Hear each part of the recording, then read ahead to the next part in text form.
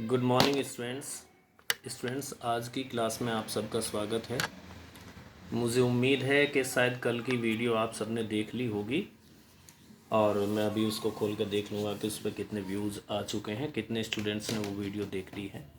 तो बच्चों आज का हमारा टॉपिक है इलेक्ट्रोस्टैटिक्स ऑफ द कंडक्टर। बच्चों कंडक्टर की कुछ विशेषताएँ होती हैं, कंडक्टर की कुछ करेक्टरिस्टिक्स होती है जब हम उसको एक्सटर्नल इलेक्ट्रिक फील्ड के अंदर रखते हैं, तो उसको हम कहते हैं इलेक्ट्रोस्टैटिक प्रॉपर्टीज या इलेक्ट्रोस्टैटिक्स ऑफ द कंडक्टर्स। इसमें से बच्चों सबसे पहली प्रॉपर्टी है net charge inside the conductor. Net charge inside the conductor is zero. Conductor के अंदर नेट चार्ज हमेशा ज़ीरो होता है। तो इसको समझने के लिए बच्चों हम कुछ इस तरीके से कर सकते हैं। ये बेटा आज थोड़ी सी मुझे लाइट कम महसूस हो रही है, तो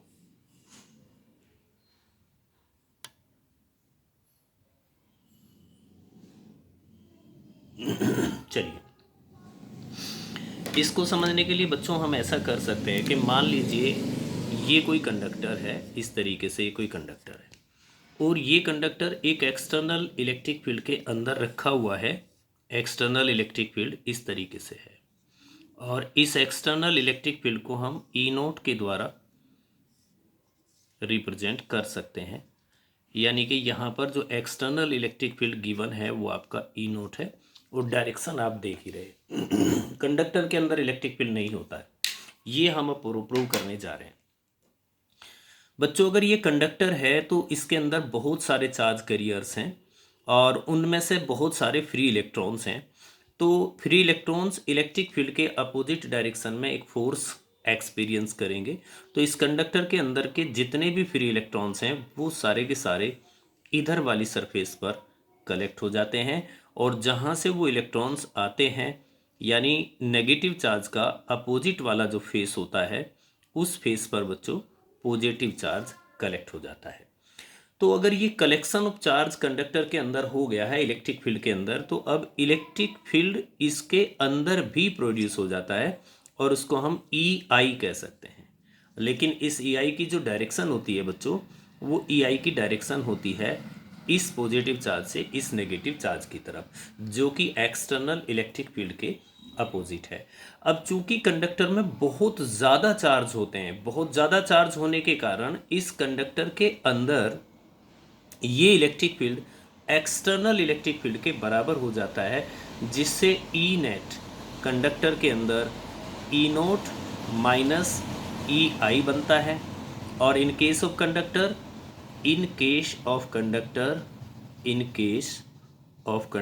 अगर कंडक्टर है आपके पास, तो कंडक्टर के केस में ये जो ई आई होता है एक्सटर्नल इलेक्ट्रिक फील्ड, ये इंटरनल इलेक्ट्रिक फील्ड के बराबर हो जाता है या internal electric field external electric field के बराबर हो जाता है। तो इसलिए हम कहते हैं कि किसी भी कंडक्टर के अंदर net electric field E naught minus E naught and is equal to zero.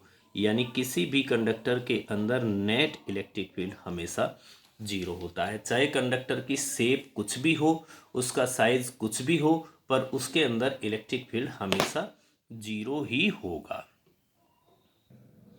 अब सेकंड प्रॉपर्टी है हमारी बच्चों, the electric field is normal to the surface of conductor at any point. यानी कंडक्टर के सरफेस पे आप जितने भी पॉइंट्स ले सकते हैं उन सब पॉइंट्स पर इलेक्ट्रिक फील्ड हमेशा सरफेस के परपेंडिकुलर होता है। इसको प्रूव करने के लिए हम ये मान लेते हैं, माना let the electric field is not perpendicular, let the electric field is not perpendicular.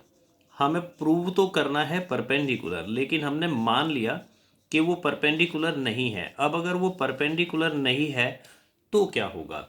अब देखिए, अगर कोई भी कंडक्टर आपके पास है और इस कंडक्टर का जो इलेक्ट्रिक फील्ड है वो परपेंडिकुलर नहीं है, तो वो किसी ना किसी डायरेक्शन में जरूर होगा। अब वो सरफेस के साथ यहाँ थीटा एंगल बनाता है, तो हम इस इलेक्ट्रिक फील्ड के दो कंपोनेंट बना सकते हैं। एक कंपोनेंट जस्ट इलेक्ट्रिक फील्ड के सरफेस के परपेंडिकुलर और दूसरा कंपोनेंट सरफेस के टेंजेंट की डायरेक्शन में। अब ये जो परपेंडिकुलर वाला कंपोनेंट है, यहाँ जो आप परपेंडिकुलर वाला कंपोनेंट देख रहे हैं, इसकी वैल्यू होगी ई साइन थीटा, और जिस तरफ थीटा होता है ये वाला जो कंपोनेंट है इसकी वैल्यू होगी ई कॉस थीटा। अब इस ई कॉस थीटा के कारण अब ध्यान से समझना है थोड़ा सा, अगर यहाँ पर कोई चार्ज है कंडक्टर की सरफेस पर और उस पर एक इधर ई लग रहा है, ई लगने का मतलब उस पर इस तरफ एक इलेक्ट्रिक फोर्स लग रहा है, तो उस इलेक्ट्रिक फोर्स के कारण वो चार्ज इस सरफेस पर मोशन करना शुरू कर देगा। अब यहाँ पर केवल एक चार्ज तो नहीं है, यहाँ पर चार्ज तो बहुत सारे हैं सरफेस पे, तो सभी चार्ज पर अगर इसी तरीके से फोर्स लगेगा तो सारे चार्ज कंडक्टर की सरफेस पर फ्लो होना शुरू हो जाएंगे, यानी कंडक्टर की सरफेस पर एक करंट बन जाएगी, जबकि हमें पता है कि कंडक्टर की सरफेस पर कोई करंट नहीं होती है। तो अगर करंट नहीं होती है तो फिर बच्चों ये जो कंपोनेंट है आपका ई कोस थीटा, फिर आपका ये जो कंपोनेंट है जिसको हम कहते हैं E cos theta, this component is zero. और अगर ये कंपोनेंट ज़ीरो है तो इसका मतलब cos theta is equal to zero, और cos theta is equal to zero का मतलब हुआ cos theta is equal to cos 90 degree, और इससे हमारा theta is equal to 90 degree. Theta 90 है तो फिर हम कह सकते हैं कि the electric field E is perpendicular to the component ds। Next हमारी नेक्स्ट प्रॉपर्टी है बच्चों, interior of the conductor have no charge, मतलब कंडक्टर के अंदर कोई चार्ज नहीं होता है। इसको हम दो तरीके से प्रूव कर सकते हैं, एक गॉसियन सरफेस की हेल्प से भी प्रूव कर सकते हैं। जैसे मान लीजिए हमारे पास एक कंडक्टर है, अब इस कंडक्टर की जो सरफेस है, इस सरफेस के ठीक नीचे आप एक गॉसियन सरफेस इमेजिन कर लीजिए, बिल्कुल ठीक नीचे एक गॉसियन सरफेस इमेजिन कर लो ऐसे, जस्ट बिलो द सरफेस। अब ये तो हमें पता है कि इस कंडक्टर के अंदर इलेक्ट्रिक फील्ड जीरो है, जो कि हम पहले पॉइंट में प्रूव कर चुके हैं।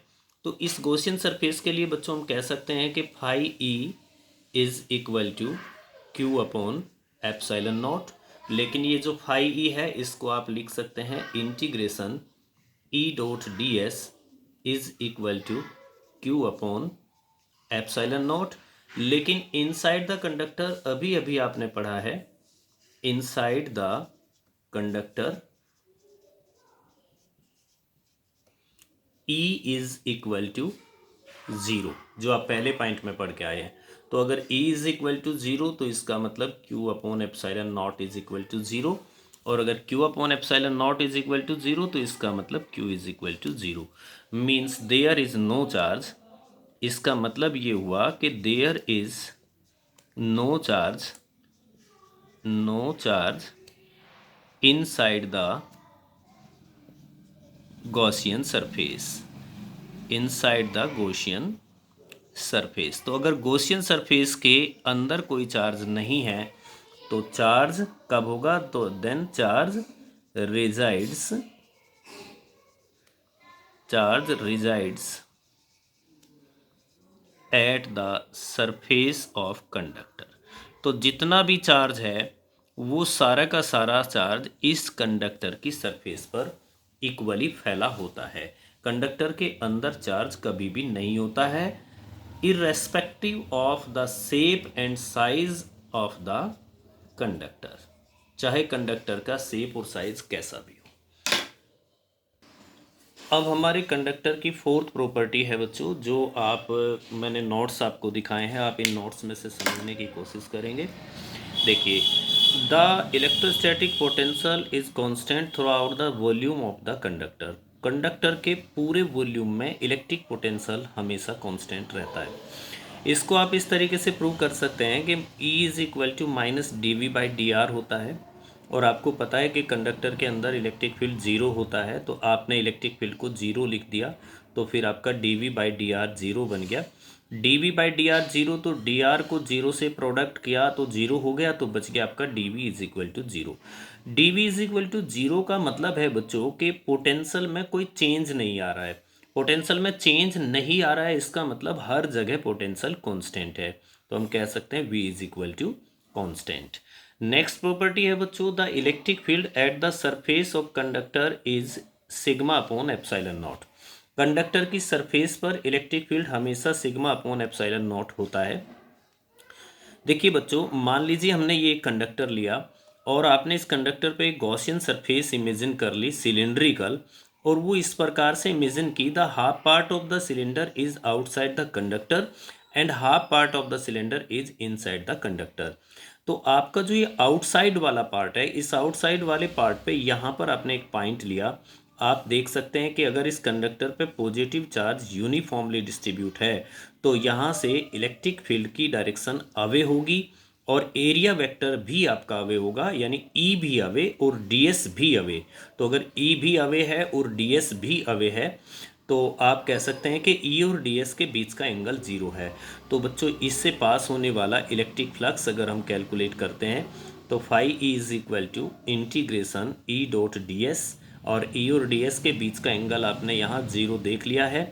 सो we can write E D S cos 0। Here cos 0 is equal to 1, so it becomes only E D S. तो बच्चों, ये केवल और केवल आपका ई डी एस बन जाता है, ई डी एस। अब ई तो हमें निकालना है और हम गॉस थ्योरम से फाई ई की जगह पर लिख सकते हैं क्यू अपॉन एप्सिलॉन नॉट। तो फाई ई को आपने क्यू अपॉन एप्सिलॉन नॉट लिखा, E into integration of D S, और integration of D S is equal to S. So E is equal to Q upon epsilon naught into S, और Q upon S को हम sigma लिख सकते हैं। चाहे तो हम यहाँ ये भी लिख सकते हैं कि sigma is equal to Q upon S होता है।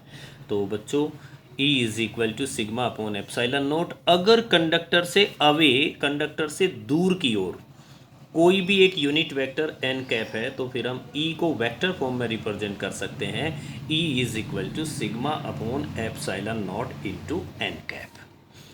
तो कंडक्टर चाहे किसी भी शेप का हो, किसी भी साइज का हो, उसके सरफेस पर या उसके सरफेस के वेरी नियर इलेक्ट्रिक फील्ड हमेशा sigma upon epsilon naught into N cap होता है। इसके बाद बच्चों नेक्स्ट प्रॉपर्टी है इलेक्ट्रोस्टैटिक शील्डिंग। अगर हम कंडक्टर के अंदर कोई कैविटी ले लेते हैं, ये पूरा कंडक्टर है और इसके अंदर ये कैविटी है, इस कैविटी के अंदर हम पढ़ चुके हैं कि इलेक्ट्रिक फील्ड 0 होता है तो सरफेस चार्ज डेंसिटी भी 0 होगी। मीन्स जहाँ पर इलेक्ट्रिक फील्ड 0 है, और एक और इम्पॉर्टेंट बात कि अगर हम इस कंडक्टर को चार्ज देंगे बाहर से तो बच्चों वो चार्ज यहाँ तक नहीं पहुँचेगा, वो चार्ज इसकी आउटर सरफेस पर यूनिफॉर्मली डिस्ट्रीब्यूट हो जाएगा, चाहे हम इसको कितना भी चार्ज दें। तो अगर इस कैविटी के अंदर हम किसी भी सेंसिटिव इंस्ट्रूमेंट्स को रख देते हैं, यानी ऐसे इंस्ट्रूमेंट को रख देते हैं जिसको बाहर के इलेक्ट्रिक फील्ड से बचाना है, तो उस पे बाहर के एक्सटर्नल इलेक्ट्रिक फील्ड का कोई इफेक्ट नहीं पड़ता है। This property of the conductor is called electrostatic shielding. आप समझ गए होंगे, कंडक्टर के अंदर कोई कैविटी, कैविटी के अंदर इलेक्ट्रिक फील्ड 0 होता है, और जैसे ही कंडक्टर के अंदर इलेक्ट्रिक फील्ड 0 की बात आती है तो अगर हम यहाँ कोई भी सेंसिटिव इंस्ट्रूमेंट रखेंगे तो उस पर बाहर के एक्सटर्नल इलेक्ट्रिक फील्ड का कोई प्रभाव नहीं पड़ेगा। तो बच्चों, आपने जैसे देखा होगा सीटी स्कैन, एमआरआई स्कैन या और बहुत सारे हार्ट से रिलेटेड एपरेटस होते हैं जिन पर बाहर के इलेक्ट्रिक फील्ड का कोई इफेक्ट पड़ेगा तो उनका रिजल्ट अल्टर हो जाता है। तो ऐसे डिवाइस को हम गोल गोल एक बहुत बड़े कंडक्टर के अंदर रखते हैं। अब ये सारी प्रॉपर्टी मैंने एक डायग्राम में समअप की है। कंडक्टर के अंदर नेट इलेक्ट्रिक फील्ड 0 होता है, कंडक्टर के अंदर नेट चार्ज 0 होता है, कंडक्टर का पोटेंशियल हमेशा कांस्टेंट इसके अंदर हर एक पॉइंट पे और इसकी सरफेस के हर एक पॉइंट पर। मींस कंडक्टर की जो सरफेस होती है वो इक्विपोटेंशियल सरफेस की तरह काम करती है। अगर कंडक्टर के अंदर कोई कैविटी है तो कैविटी के अंदर भी नेट इलेक्ट्रिक फील्ड 0 होगा, चार्ज भी 0 होगा और इसके अंदर भी V कांस्टेंट होगा। तो हम इसके अंदर कोई भी सेंसिटिव इंस्ट्रूमेंट रखेंगे तो उस पर एक्सटर्नल इलेक्ट्रिक फील्ड का कोई भी इफेक्ट नहीं पड़ेगा। इसके बाद जो आपकी नेक्स्ट प्रॉपर्टी है कि इलेक्ट्रिक फील्ड कंडक्टर की सरफेस पर हर जगह परपेंडिकुलर होता है। जैसा आप देख रहे हैं कि इलेक्ट्रिक फील्ड हर जगह परपेंडिकुलर है। इसके साथ साथ कंडक्टर की सरफेस पे अगर हम कोई भी पॉइंट्स ले लें, उन पॉइंट पर जो इलेक्ट्रिक फील्ड होता है वो सिग्मा अपॉन एप्सिलॉन नॉट होता है। तो ये थी बच्चों इलेक्ट्रोस्टैटिक्स ऑफ द कंडक्टर यानी कंडक्टर की प्रॉपर्टीज। इसमें एक बात अगर हम चाहें तो और ऐड कर सकते हैं कि कंडक्टर का जो शार्प एंड होता है, पैने वाला एंड, जहाँ पर सरफेस एरिया कम, और एक कंडक्टर का फ्लैट एंड होता है। तो शार्प एंड पर डेंसिटी ज़्यादा और फ्लैट एंड पर डेंसिटी कम होती है। शार्प एंड पर ज़्यादा और फ्लैट एंड पर कम होती है। तो ये था बच्चों इस इलेक्ट्रोस्टैटिक्स ऑफ द कंडक्टर। इसके बाद बच्चों दो प्रकार के मटेरियल्स होते हैं, दो प्रकार के सबस्टांस होते हैं। एक होता है पोलर और दूसरा होता है नॉन पोलर। पोलर का मतलब जिसमें पोल्स बनते हैं। पोल से मेरा मतलब है जिसमें पॉजिटिव और नेगेटिव पॉइंट्स अलग अलग होते हैं। नेगेटिव पोल अलग होता है और पॉजिटिव पोल अलग होता है।